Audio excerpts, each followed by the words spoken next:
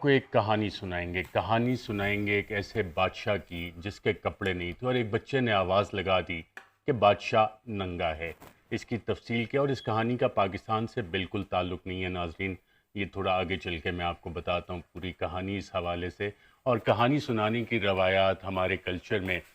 دادا دادی نانا نانی ماں باپ سے بچپن میں ہم کہانیاں سنتے ہیں، وہ کلچر تھوڑا ختم ہوتا جا رہا ہے۔ آپ سب کا شعور جو ہے وہ بہت زیادہ ہے، لیکن جب میں یہ کہانی آپ کو بیان کروں گا تو اس میں اپنے تخیل کی پرواز میری گزارش ہے آپ سے مت لیجیے گا،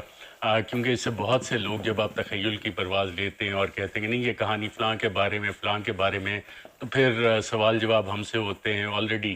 آپ کو پتہ ہے کہ میں کن حالات میں بیٹھا ہوں، ایک ہی شرٹ میں ایک ہی جگہ پہ بیٹھ کے ولاگ کر رہا ہوں اس وقت، لیکن کوشش یہ تھی کہ میری آواز بند کی جائے، لیکن آپ سب کی محبت کی وجہ سے میں آپ سے اب بھی رابطے میں، بہت سے پاکستانیوں نے اوورسیز پاکستانیوں نے اس میں مدد کی ہے کہ میری آواز آپ تک پہنچتی رہے۔ ناظرین یہ کہانی ہے ایک ایسے بادشاہ کی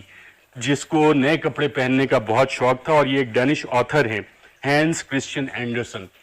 ڈنمارک کے ایک آتھر ہیں، ان کی یہ کہانی لکھی گئی تھی۔ اور جب انہوں نے یہ کہانی لکھی تو ان کو یہ اندازہ نہیں تھا کہ یہ کہانی اتنی مشہور ہوگی۔ یہ کہانی ناظرین ایک بادشاہ کے متعلق ہے، پاکستان کے متعلق نہیں، کیونکہ پاکستان میں تو جمہوری نظام ہے، پاکستان میں تو جمہوریت چلتی ہے، پاکستان میں جو بھی ریاستی ادارے ہیں، ریاست کا قیام عوام کی مرضی سے ہوتا ہے۔ پریمبل ٹو دا کانسٹیٹیوشن میں یہ بات لکھی ہوئی ہے کہ پاکستان کا تمام نظام، تمام ادارے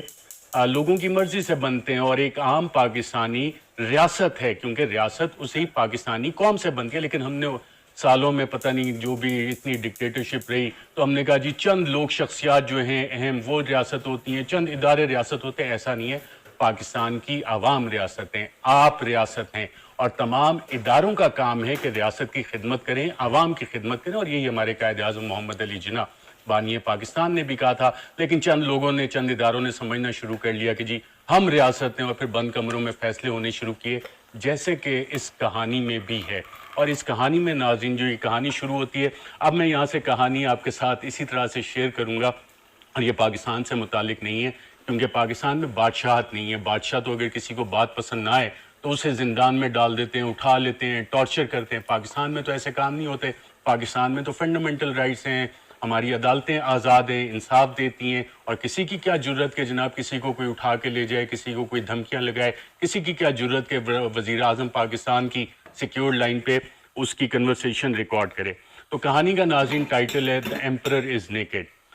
اب The Emperor's New Clothes کہا جاتا ہے جو اوریجنل ٹائٹل تھا اس کا، اور اس میں کہانی یہ ہے کہ بادشاہ تھا، بادشاہ کو ہر روز نئے کپڑے پہننے کا شوق تھا۔ اب نئے کپڑے پہننے کا اس کو اتنا زیادہ شوق تھا کہ ہر گھنٹے بعد وہ اپنے کپڑے بدلتا تھا اور نئے کپڑے پہنتا تھا۔ اب اس کی ناظرین اگر انٹرپریٹیشن کی جائے، معنی نکالا جائے، تو اس کو یہ بھی دیکھا جا سکتا ہے کہ بادشاہ کو اپنا امیج پریزنٹ کرنے کا بہت شوق تھا کہ میرا بہت اچھا امیج لوگوں کو نظر آئے، میں اچھا نظر آؤں، تمام لوگ میری تعریف کریں۔ یہ اس دور کی بات ہو رہی ہے۔ آج کے دور میں تو اس کی مثالیں ہم دیکھ سکتے ہیں کہ مختلف پبلک ریلیشنز کی ڈائریکٹریٹ بنی ہوئی ہیں، پبلک ریلیشنز کے ڈپارٹمنٹ بنے ہوئے ہیں، اربوں روپے کے ان کے بجٹس ہوتے ہیں، کروڑوں روپے کا کوئی گانا بناتا ہے، کوئی فلمیں بناتا ہے، کوئی ڈرامے بناتا ہے، اور ان سب کا کام یہ ہوتا ہے کہ جناب اچھا امیج پریزنٹ کیا جائے۔ پی آر ایک باقاعدہ انڈسٹری ہے، $بلین انڈسٹری ہے دنیا بھر میں، یو ایس میں بھی یہی کام ہوتا ہے، یو کے میں ہوتا ہے، دیگر ممالک دنیا کا آپ کوئی ملک اٹھا لیں وہاں پہ یہی کام ہوتا ہے کہ جناب حکومت کو ہم نے اچھا دکھانا، اور اس میں چند درباری ہوتے ہیں ان کا بھی یہی کام ہوتا ہے کہ جو بھی بادشاہ اس کی تعریف کرنی ہے، اور اگر بادشاہ کے خلاف کوئی بات